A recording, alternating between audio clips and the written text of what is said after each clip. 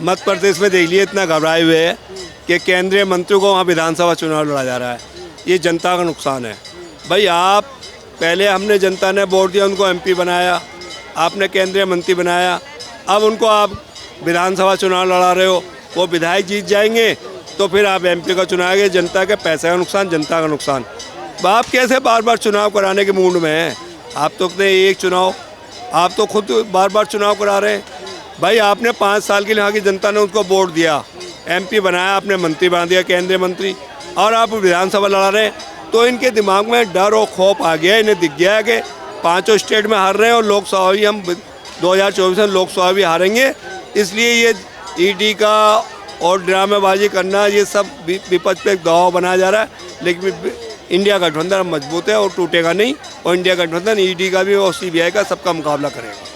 काम की बात ले लो, 2014 से पहले हमारा देश 55,000 करोड़ का कर्जदार था, आज 156,000 करोड़ का कर्जदार है। ये हम विकास हुआ है। हम 2000 से पहले हम 46 नंबर में भूखमरी पे थे, आज हम 111-12 नंबर भूखमरी पे आ गए हैं। ये विकास है इस देश का। भाई तुम कर्जा लेकर विकास गिनवा रहे हो। कर्जा तुमने कम करने की वजह कर्जा और बढ़ा दिया देश के ऊपर।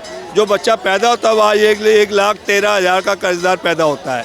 तो ये बड़े अफसोस की बात है कि बच्चा पैदा हुआ नहीं और 1,13,000 का कर्जदार हो गया। क्या वो विकास करेगा? क्या उसने आँख खोलते देख लिया? तो जब हम कर्जदारी पैदा होंगे, कर्जदार रहेंगे, तो इसके लिए दूसरे देशों के हमारे देश को तुम गिरवी रखना चाह रहे हो, हमारे देश को बिल्कुल गुलाम बनाना चाह रहे हो, तो ये नहीं होने देंगे। जनता इसका जवाब देगी। 2024 में 5 स्टेट में जनता इसका मुंह तोड़ जवाब देगी। जनता इनका बदलाव चाहती है, बदलाव करेगी। जिसको कहते हैं ईडी बहुत ईमानदार है, ईडी हम पे आरोप लगता है कि ईडी सरकार के छापा मार रही है, सरकार के विपक्ष को घेर रही है, तो ये क्लियर हो गया है। राजस्थान में आप छापा मारने गए, 15 लाख लेते हुए पकड़े जा रहे हैं, तो इसके लिए ईडी के द्वारा सरकार ये पार्टी पैसा इकट्ठा करा रही है चुनाव के लिए। क्या भाई 15 लाख, और बड़ी मीडिया ने एक ने भी नहीं दिखाया।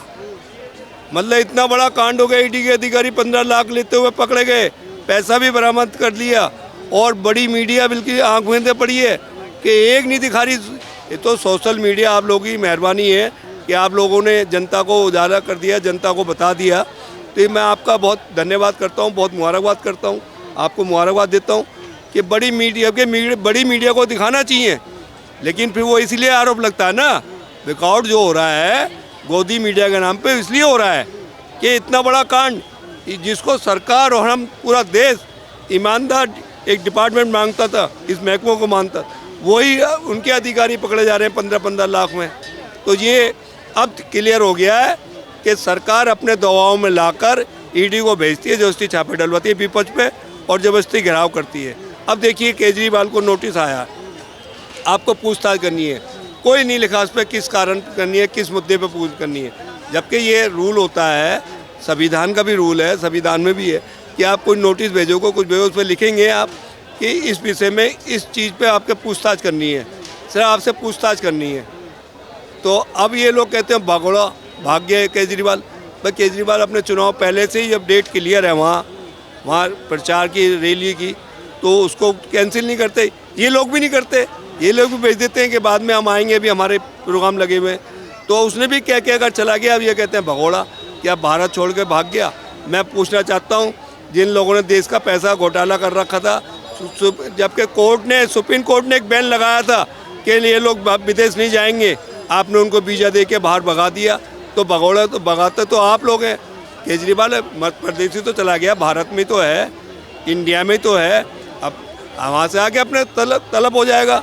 लेकिन ईडी को भी बताना चाहिए कि हमने किस मुद्दे में आपसे पूछताछ करनी है, किस मुद्दे पर आपको बुलाया जा रहा है, तलब किया जा रहा है। लेकिन ऐसा कुछ नहीं है। आपने देखा ईडी के कमिश्नर को सुप्रीम कोर्ट ने सरकार को डांटा कि इसके अलावा कोई आपके पास अफसर ही नहीं हो, कोई कमिश्नर ही नहीं है, एक यही रह गया, तो इसको हटाइए। जबकि 15-45 दिन का भी नो टाइम मांगा। तो ये क्लियर हो गया कि ईडी का अफसर इनके कहने में काम कर रहा था, और ये 15-15 लाख रुपए इतनी ईमानदार डिपार्टमेंट, वो 15-15 लाख के रंगे हाथ रिश्वत में पकड़ा जा रहा है। तो ये तो ड्रामेबाजी है। विपक्ष पे जो भी ईडी और सीबीआई का छापा पड़ रहा है, वो प्लानिंग तौर पर पड़ रहा है उनको घिराव के लिए। अजीत पवार पे जब ईडी का छापा ईडी घेर रही थी, और उसके 9 विधायक को।